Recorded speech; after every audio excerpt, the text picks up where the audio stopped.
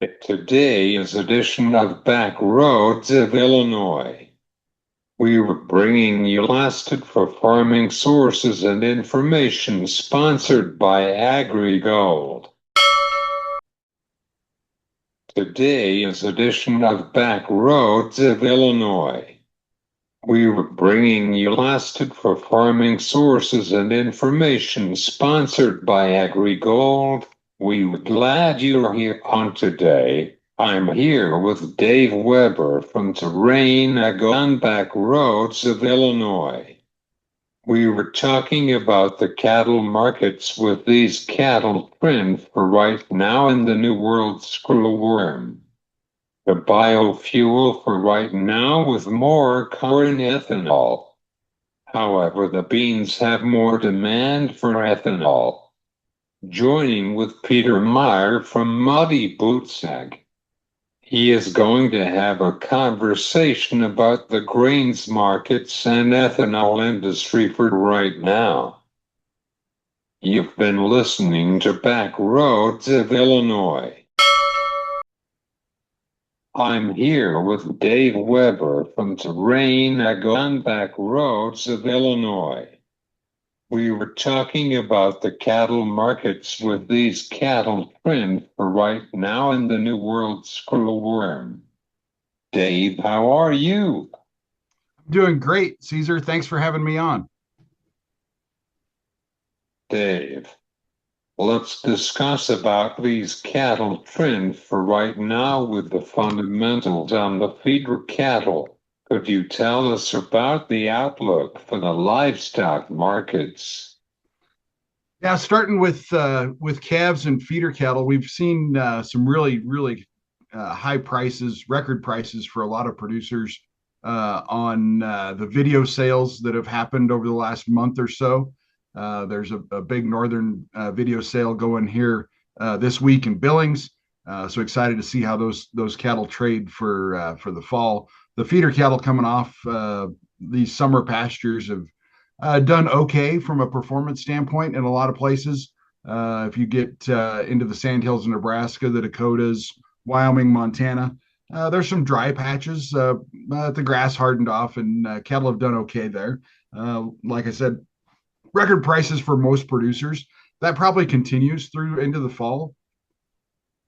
Supplies are tight, partly driven by one of our topics for today, New World screwworms, and the lack of imports of Mexican feeder cattle and calves. That's tightened supplies, particularly along the border states.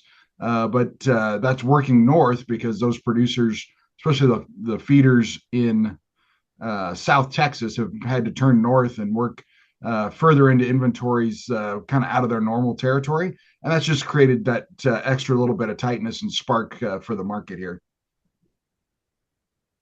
How concerned about the cattle markets with these prices for the markets? I'm concerned from the perspective that we need to be doing some risk management in terms of protecting some of these prices and revenues. I don't see anything fundamentally that gives me pause. The consumer is holding on. Prices at retail grocery stores continue to escalate. Consumers continue to prefer beef over pork and poultry. So we've got good revenue on that side of the business.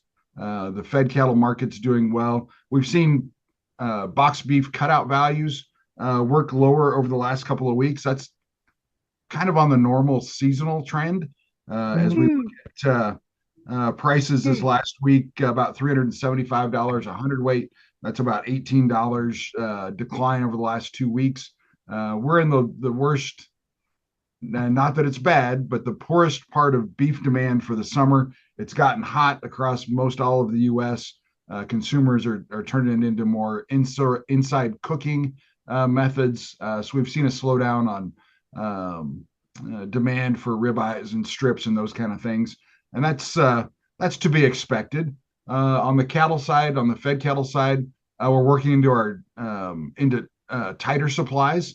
Normally, prices bottom sometime out here in August, early September. I think that's probably going to be the normal case of and trend Mm-hmm. here for a little bit, but at the same time, we're starting to pull cattle ahead in the north. So as we look at the normal carcass weights is happening, we're tightening beef supplies and we're tightening fed cattle at the same time. So I don't have a very pessimistic view for fed cattle prices here going forward. I think when we look at uh, cattle prices, based on just say the 5 area average, we're probably going to be steady to lower here over the next 6 or 7 weeks. I would guess probably back into the I'm going to guess the 220 area.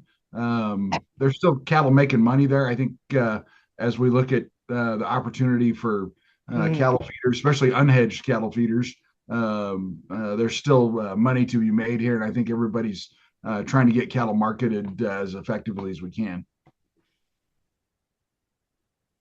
Through with the consumer budget and economy in general for.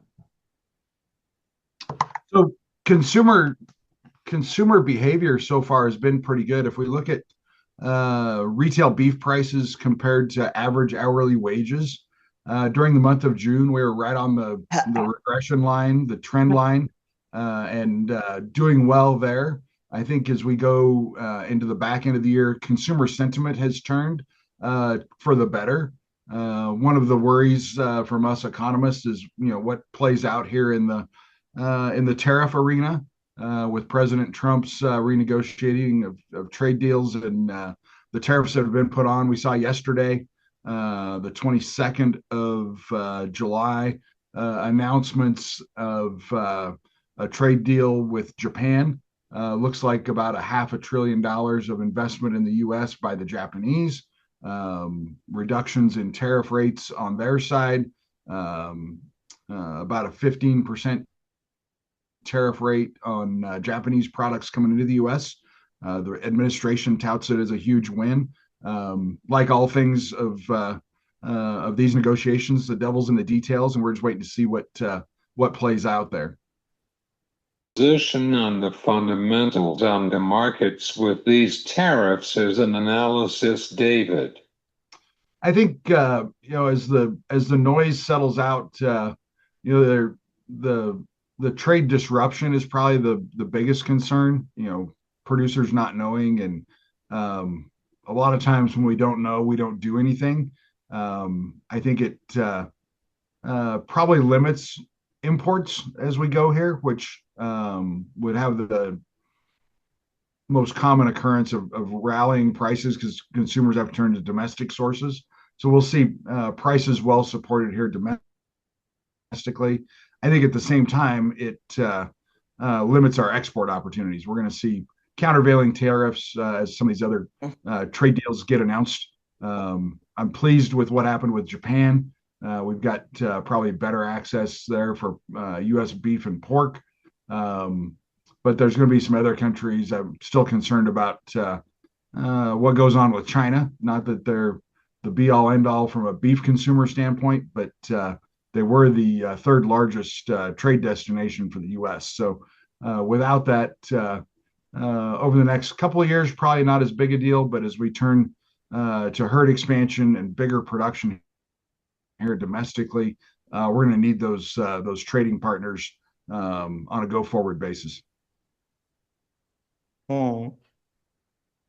Do you have any final thoughts about the feeder cattle? I think as we're looking and talking to producers across the farm credit system here over the summer, a lot of them are pleasantly surprised how high prices are. We had expectations for high prices. They've outperformed our expectations. I think we've seen a lot of cattle move through the video auctions as a way to try to capture that revenue. If you're still in a marketing plan that's moving cattle here late August, September, I'm probably trying to find a way to do at least some risk management to protect those prices. Forward contracting helps with some of that. There's tools like LRP and futures and options. So that needs to be in part of our thinking. And I always encourage folks to think about their risk management programs as ways to get less long the market. So anything you can do there to get less long is part of that protection mechanism. There's lots of profit here to capture, and we need to start working on doing that. And as we look at the next 12 to 24 months, that need for protection tends to increase from a cycle standpoint as we start expansion and we start seeing bigger calf crops. It's about a 30-month time frame from when we start that expansion to when calf prices turn over. So we need to get our heads wrapped around what we're going to do from a planning standpoint and protecting some of that revenue. What do you recommend for the premium for cattle markets? Oh, I think from a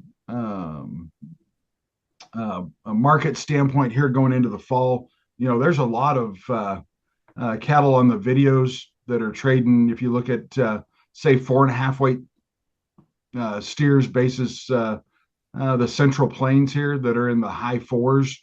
We've seen trades over $5 for fancy black steers that have some attributes to go with them. They're never evers or they're genetic premiums that go with those kind of cattle. But a lot of high fours coming for those light cattle. And as you work into the feeder cattle weight animals, we're starting to see trade of some 1,000-pound steers here over the last week or so that are shockingly high over $3. Those are gonna have record high break evens when they come out of the feed yards late this year, early next year, and there's I think some potential for some losses in some of those cattle. Thanks, Dave Weber from Terrain Ag on this afternoon. Thanks, Cesar. I always enjoy our discussions. This is Dave Weber from Terrain Ag on back roads of Illinois. A biofuel for right now with more corn ethanol. However, the beans have more demand for ethanol. Joining with Peter Meyer from Muddy Bootsack. He is going to have a conversation about the grains markets and ethanol industry for right now. Peter, how are you doing? I'm doing well, thank you, Cesar, and I hope the same for you. Thanks. Welcome again. Okay, let's discuss about the grains markets for right now. We were seeing the corn markets are down during this quarter. Do you have any thoughts on the fundamentals on the corn markets? Well, I think that the corn market seems to have a mind of its own. Obviously, the funds are pretty short this market. They've sold it. They've sold it here, and I'm kind of surprised that they've stayed with the amount of shorts that they have in the market, given where we are in the production cycle. I mean, there's not a lot that makes sense to me. To be honest with you, I cannot make a case for sub 420 corn. Today's Wednesday, July 23rd, and we closed around 418 or something like that for the December contract. I cannot make a fundamental case for 420 corn, but I think that the problem, Cesar, is that the funds especially and even others out there believe that this is a record crop by 6, 7, 8 bushels. I mean, I hear these numbers that are being floated around: 185 bushel an acre, 186, 187 bushel an acre. So, with that, kind of sitting over the market, we've not really had. Biofuel industry are on the spot for right now. How do you explain to our audience about the RVO mandate? Certainly, there was a lot of excitement when the EPA came out with their volume requirements. I mean, especially as it pertains to biomass-based diesel. So the volume requirement for 2026, or I should say, the proposed volume requirement for 2026, is 5.61 billion gallons. So just to give your audience a little bit of perspective on that, that's up 67% from 2025 when it was only 3.35. So that gave, that kind of pushed the soybean oil market higher. And the reason for that is because, well within the EPA's purview, they are trying to trying to stop the importation of foreign feedstock. So, in order to get any sort of tax credit on this, the feedstock has to come from USMCA, which is the U.S., Mexico, and Canada. So, that was going to eliminate some fats and tallows, and certainly some used cooking oil, which comes primarily from China. So that was a great headline number, but those numbers have not been finalized yet. Much like other things in Washington, these things take time. I mean, there was an extension onto 45Z, but the credit for 45Z was lowered down to $1. And at the same time, they eliminated the blender's credit of $1. So one has to take the place of another. So, that was extended through 2029, 45Z. So that's probably, a little bit more for ethanol demand. But again, when are we finally going to get an understanding about this? We're in a comment period at the moment. I think that many people that I talked to in the market were hoping that we would have some sort of indication of some sort of final rulings here at the end of August, but I don't think that doesn't seem like it's going to happen because we start to enter into some holidays, and of course the Washington closes down for the month of August. So, I mean, maybe we'll know by the end of the year, but certainly the numbers are very favorable at 5.61. The proposed volume requirement of 5.61 billion gallons versus 3.35 last year without any foreign feedstocks. On the ethanol side, as far as motor fuel is concerned, a little bit of a mixed bag there. They expect that the EPA expects that the ethanol concentration in 2026 will be about 10.5% for 13. Well, let's call it 14 billion gallons. By 2030, they're hoping that the concentration goes up to 10.7%. Which you would think would be kind of bullish, but actually the volume goes down from, let's call it 14 billion gallons in 26 down to 13.4 billion gallons in 30. So in 2030, a lot of that has to still continue to do with the proliferation of electric vehicles in the U.S., but it also has to do with the fact that these plants, become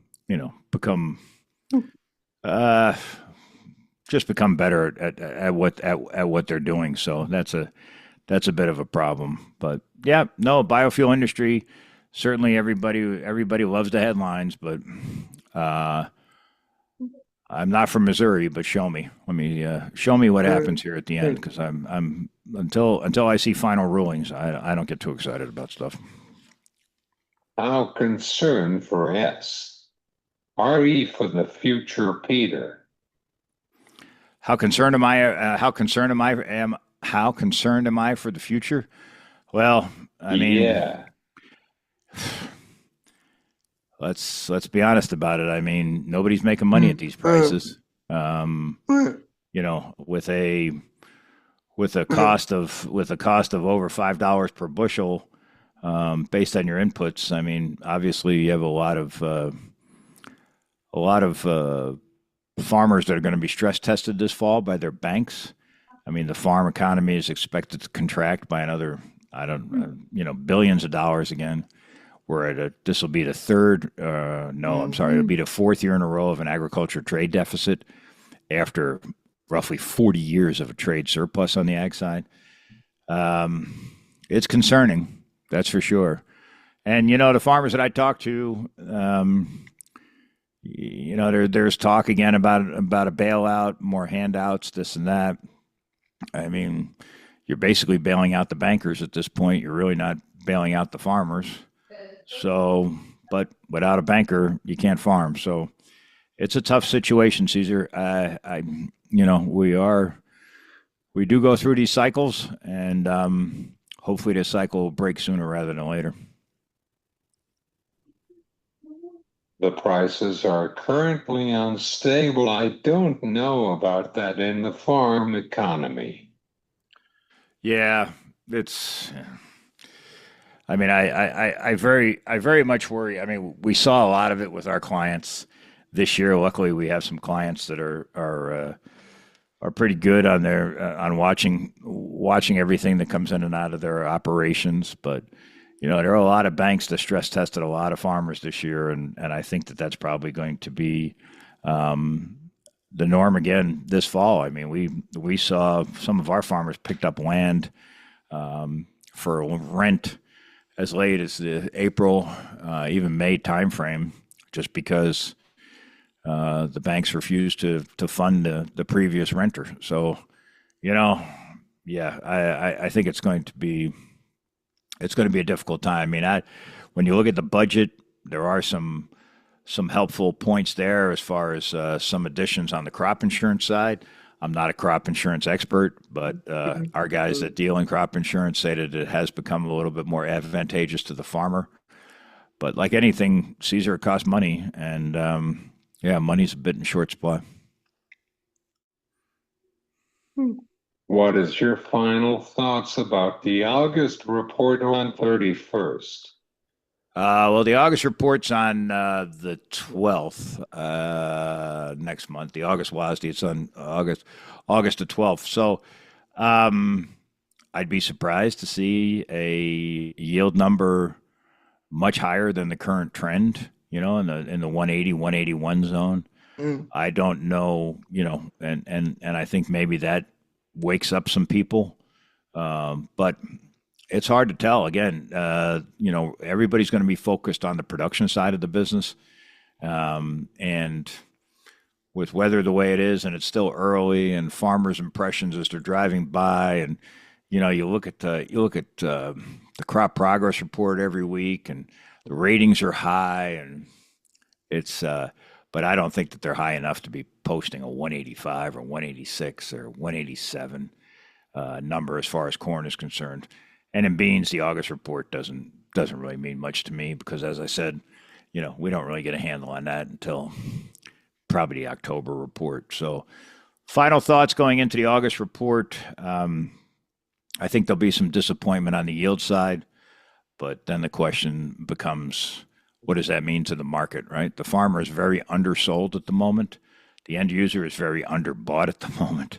So basically, the market is trading at the whims of the funds and the flow of money. But so we know they're short. What's going to scare them out of the market? That's really to be determined. I think you probably have to get above 440 basis December corn, maybe even a little bit higher than that, maybe above 450 before they start to get nervous.